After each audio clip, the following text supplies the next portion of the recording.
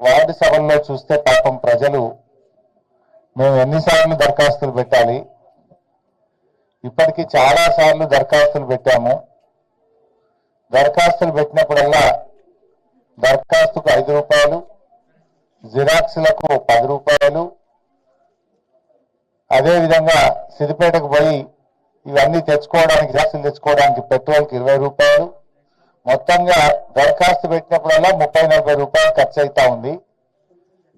మేము చాలా సార్లు పోయినసారి ప్రజాపాలనలో దరఖాస్తు ఇచ్చాం, గతంలో మీ సేవలో ఆన్లైన్లో అప్లై చేశాం.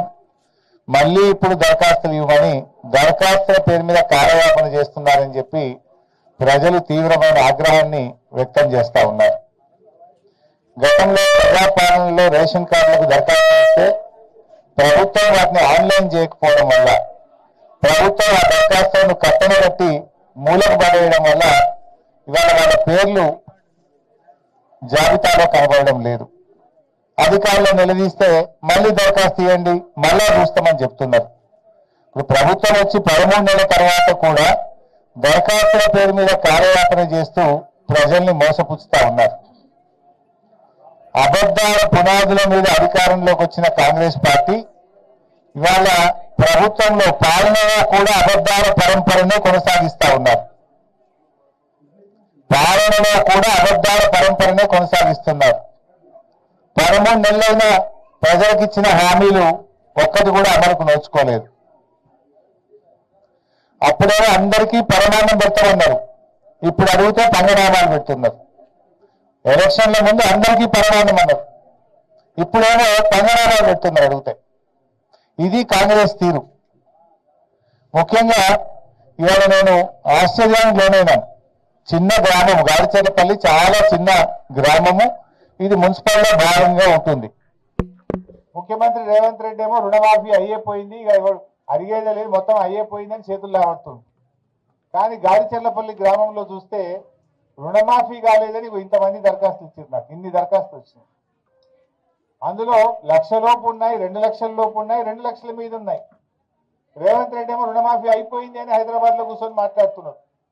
నేను డిమాండ్ చేస్తున్నా రేవంత్ రెడ్డిని, రుణమాఫీ అయిపోయిందని నువ్వు హైదరాబాద్ లో కూర్చొని మాట్లాడు కాదు, దమ్ముంటే రా నా సిద్దిపేటకు రా, ఈ గాడిచెర్లపల్లి గ్రామానికి రా, ఎంతమందికి రుణమాఫీ కాలేదో నేను చూపిస్తా. లేదు నీ సొంత ఊరు కొండారెడ్డిపల్లికి పోదామంటే కూడా పోదాం, అక్కడ కూడా కచీరికాడ కూర్చొని మాట్లాడదాం. నీ సొంత ఊరికి పోదామా, మా గాడిచెర్లపల్లికి వస్తావా చెప్పు. ఇవాళ ఇక్కడ రైతులు చూస్తే ఉదాహరణకు కాసుల రాజు 1,34,000 రూపాయలు అప్పు తీసుకున్నా, నాకు ఇంతవరకు రుణమాఫీ కాలేదని ప్రజాపాలనలో దరఖాస్తు ఇచ్చాడు. అదేవిధంగా కుసుంబ నగేష్, నేను 1,00,000 రూపాయలు అప్పు తీసుకున్నా, నాకు కాలేదంటున్నాడు. కుసుంబ రాజు 1,00,000 రూపాయలు, బాదన్న గారి పూజ 1,00,000 రూపాయలు, నరసింగరావు 47,000 రూపాయలు, ఏల్పుల రాములు 42,000 రూపాయలు. ఈ రకంగా వీళ్ళందరూ కూడా 1,00,000 లోపే ఉన్నారు. వీళ్ళకు కూడా ఈ రోజు రుణమాఫీ కాలేదని చెప్పి దరఖాస్తులు ఇస్తున్నారు. ఎం రాధా 1,30,000 తీసుకున్నా నాకు రుణమాఫీ కాలేదంటున్నారు. అదేవిధంగా కె యాదయ్య 1,34,000 తీసుకున్నా నాకు రుణమాఫీ కాలేదంటున్నారు. కె అశోక్ 60,000 తీసుకున్నా నాకు రుణమాఫీ కాలేదని దరఖాస్తు ఇచ్చారు.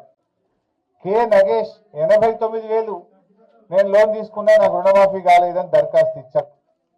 ఇంకా ఆశ్చర్యం ఏంటంటే ఉడత బాలయ్య, ఈయనకు 1,60,000 అప్పు ఉన్నది. నీ అప్పు మాఫీ కావాలంటే మిత్తి కట్టన్నారట. నువ్వు మొత్తం రుణమాఫీ చేస్తా అన్నావు కానీ మిత్తి ఎందుకు కట్టిస్తున్నావు?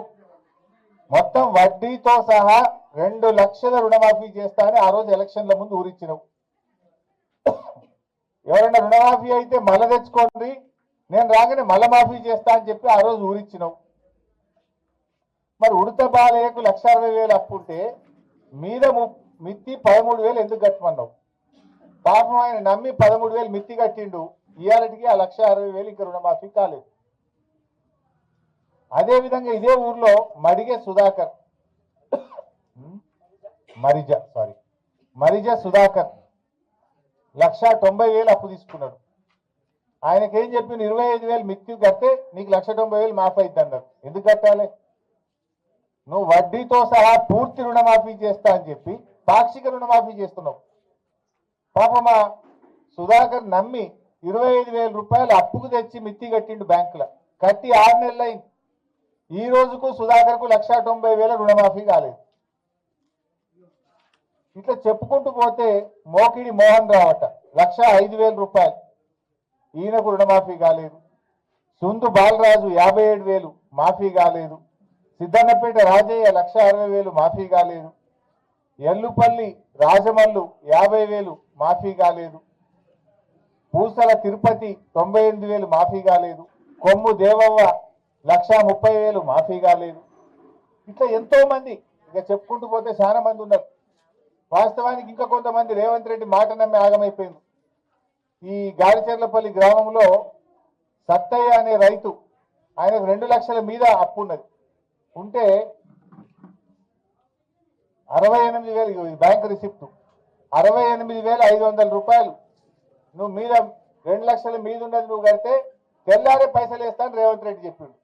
ముఖ్యమంత్రి కదా అని నమ్మిండు. ముఖ్యమంత్రి అబద్ధాలు ఆడతాడు అనుకుంటారు ఎవడన్నా. కృషిలో వెనకడ గవర్నమెంట్ రా అన్నాడంటే ప్రతిపక్షంలో ఉన్నవంటే ఏదో అధికారం కోసం మాట్లాడినవన్న ఓ లెక్క. కానీ ఇలా కృషిలో కూర్చొని కూడా అబద్ధాలు ఆడతాడా?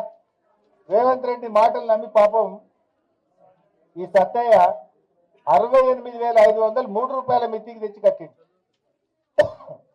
3 రూపాయల మిత్తికి తెచ్చి కడితే ఈ 68,500కి మిత్తి పడుతుంది. ఈ 2 లక్షలు ఇవాళకి కూడా మాఫీ కాదు. ఈ సత్తయ్య ఇవాళ గ్రామ సభలో దరఖాస్తు ఇచ్చాడు.